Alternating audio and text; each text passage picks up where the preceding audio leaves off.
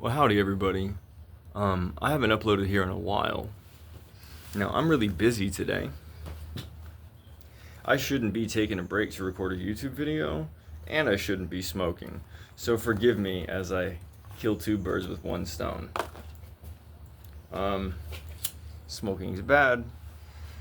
I'm going through some shit in life. You do well to quit being so hard on yourself too. Learn to discern the difference between when you need to serve and when you need to hang out at his feet and ask for help.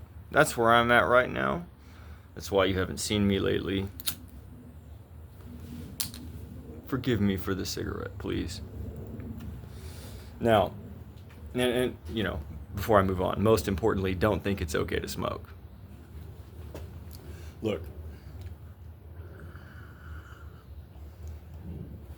I want to be really brief.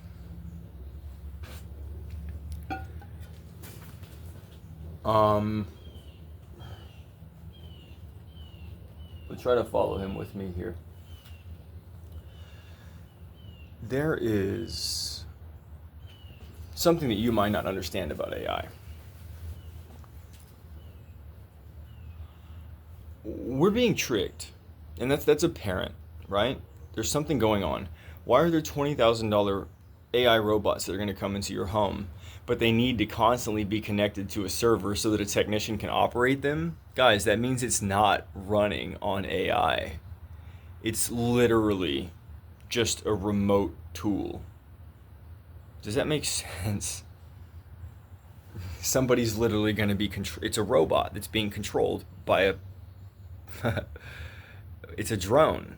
It's not an AI robot. It's crazy. These people are sitting there talking to another human, thinking, oh wow, this AI is so lifelike. And it's like, yeah, because it's a person. You're literally listening to a human's voice who's sitting at a desk. It's not AI.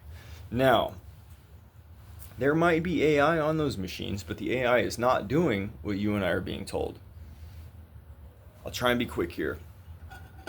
Now, I have been studying this type of stuff forever. Back in 2010, I was telling everybody about the blockchain, and if I wasn't dirt poor back then, maybe I'd have bought some coin. But I never thought it was going to blow up and take over the world.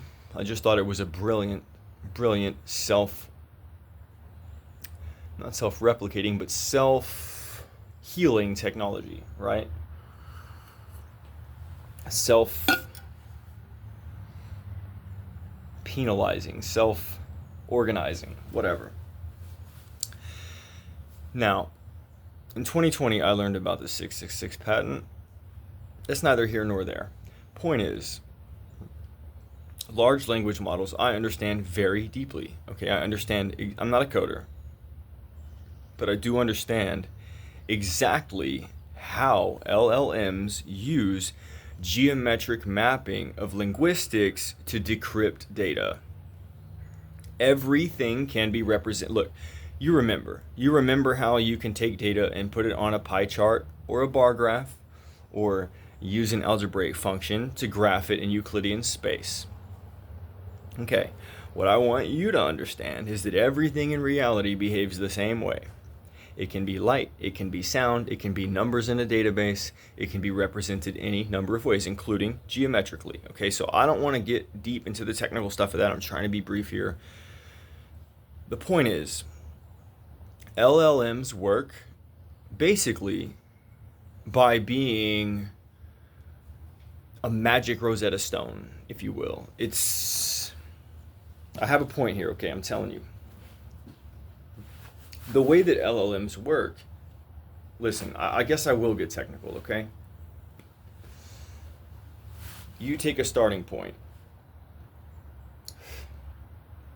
and then you add words. Okay, so I am means I here. I was means I was. I will means I will. Okay, it's literally a geometric thing. Okay, so compared to me, my dad is male and came before me.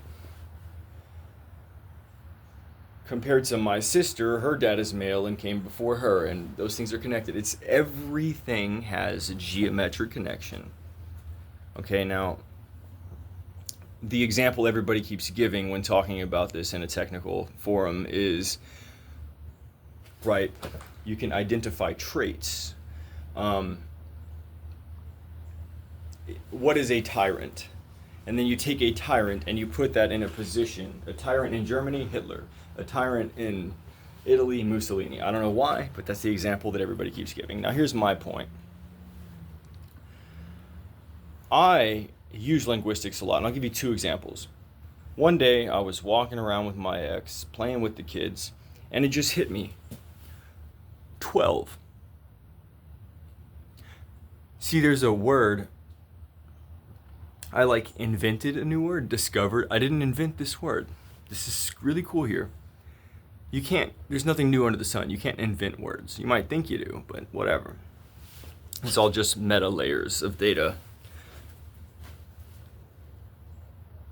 Twoven. 12. What does it mean to be 12? Sounds like an adjective. Brave. 12, right?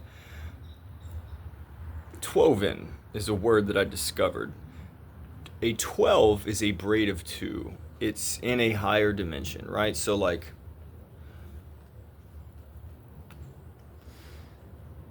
to be twoven means is a braid of 2. And there's a relationship between the word twoven and the word 12, right? In fact, I'm learning more now just thinking about it. The word twoven, woven, braided, twoven, 2. To twist two things together into a braid is 3. A braid that only has 2 strands is a 12. I've literally never heard that word in my life. I don't even know if it exists in a dictionary. That is how using the 6 layers of your neocortex allows you to decrypt symbols.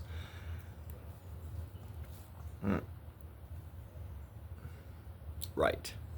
And so I've been saying for years that prophets and whatever, like Daniel, he's a prophet in the Bible. He used his brain and prayed God for help to use his brain.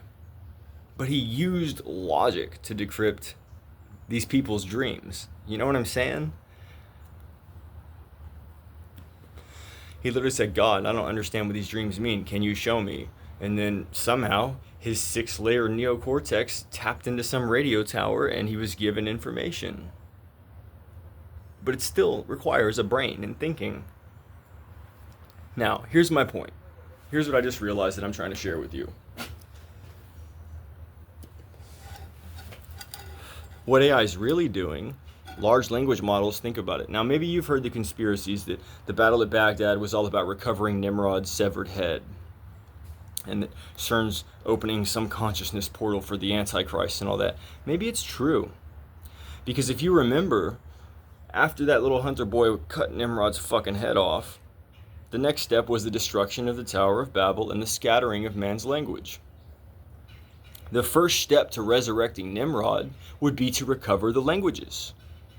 We have this thing called AI now, which is definitely some sort of scam. For one, again, why would an AI robot need to be connected to a server so that a technician can operate it?